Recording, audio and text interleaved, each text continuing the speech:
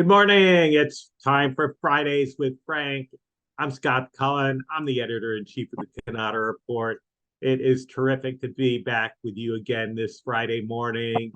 And before I bring Frank out, don't forget you must like, subscribe, comment. Frank loves hearing your comments and your questions. So please send those in, and Frank will answer those in an upcoming episode. And now, Frank, how's it going today? And what's on your mind? Well, I'll tell you, it's Friday and I'm grateful.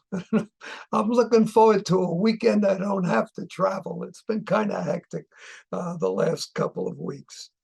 At any rate, in our last Fridays with Frank, I talked about Rick Bastinelli retiring and he being the founder of American Co-op. And of course, in their constitution, which he wrote, he said, if you sell your dealership, you have to leave the organization. So as I stated in the previous Fridays with Frank, I said, that's silly. You should stay. You're the founder. These guys love and respect you. He said, no, people came before me and sold their business and they had to leave. I'm leaving. I don't want to make myself an exception. Okay, I got it, Rick. Let's go. But it made me think about these independent dealer groups, which I have a great deal of respect for. I think I've said this many times. I will say one more time, there's 7 of them. If you're a independent dealer, you should belong to one, if not 2, because they're very worthwhile the experience to sit with your fellow dealers and discuss the things that are of common interest to you. And what's more common than owning a copier dealership? At any rate, all of them have the rule that once you sell the business, you have to leave. Now, that was done with the first CDA meeting. Paul Shields, he was brilliant. He was his concept. We have to form a group that focuses on copiers, because at that time, a lot of the dealers who were selling copiers were selling typewriters, were selling office furniture, et cetera, et cetera. And the people that were running the old NOM, the National Office Machine Dealers organization, were typewriter dealers. He said, we got to create a venue that's designed for us, that has seminars or discussions about things that are important to us, et cetera, et cetera. And he started it, and obviously many have followed. And they've pretty much mirrored the rule that you sell, move on. You're retired, so. And I understand why they did that, because there was always a fear that somebody could learn something, particularly when they have their private meetings and talk about the things most important. When they talk about manufacturers, would say, oh, what I heard about at the such and such copier dealer meeting, they weren't nice to you, which I have to tell you was prevalent at the time. It is no longer prevalent. And candidly, it's outdated and ridiculous. And candidly, in some situations, it's insulting. And let me share with you why I think it's insulting.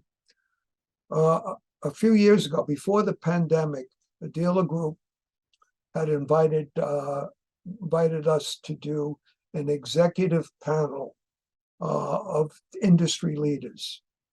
Now, they relied on me when they're asking me to moderate it, to get the executives to come. So through my efforts, which took months, we got the leaders of Kyocera, Sharp, Toshiba, Konica Minolta, and I forgot who else was in that group, but there was at least 6 industry leaders at that meeting on that panel. And I worked damn hard to do it. And we had I was told it was a successful panel, and then I was told I had to leave the room. To me, I said, after I just went through for you, this is what you tell me? You don't trust me? I've spent at that point over 35 years promoting dealers in our publication, and you don't trust me?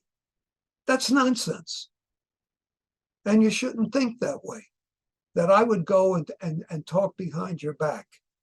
That's offensive. And so I'm spreading the word. Times have changed, guys. Wake up. I know that there are groups that welcome us to stick in, like American Co-op does, CDA does, ICDA does, and it's great. We go to these meetings and we can sit and listen to what's really on the dealers' minds. It gives us things to consider, to be aware of, and to write about it in a proactive and positive way. Manufacturers want to know that stuff. They want to know not that they're thought of being great or they're thought of being poorly in a poor way. That's not it. Just what's troubling them. So something that they can possibly address, because obviously they want those people to be motivated and properly so. And if there's an error going on in the strategy or something being done that is not productive, let's get rid of it and move on. I don't know any, but I understand where it comes from. Years ago, I used to get a lot of invitations to BTA meetings from when they had the regions, and they had meetings all over the country, and I did a lot of them. And I remember one I did in New York City for BTA East. And what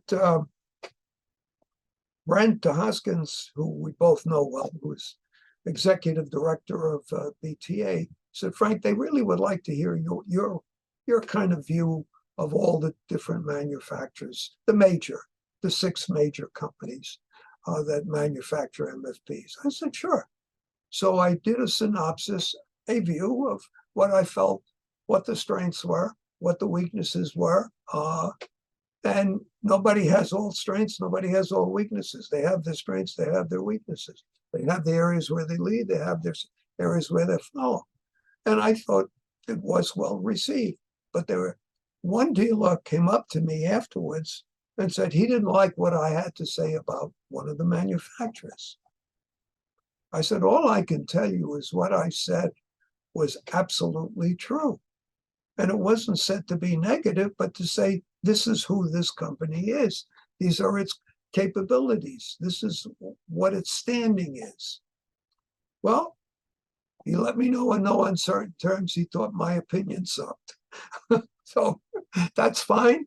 He's entitled to do that. And I welcome anybody who disagrees with us. At any rate, 2 days later, I get a call from the CEO of the company that he claimed I attacked. And the president said, I understand you attacked us at a BTA meeting. I said, no, I did not attack you. I said, would you like to hear exactly what I said? He said, absolutely, I would welcome it. And I told him verbatim what I said. He said, all of it is true.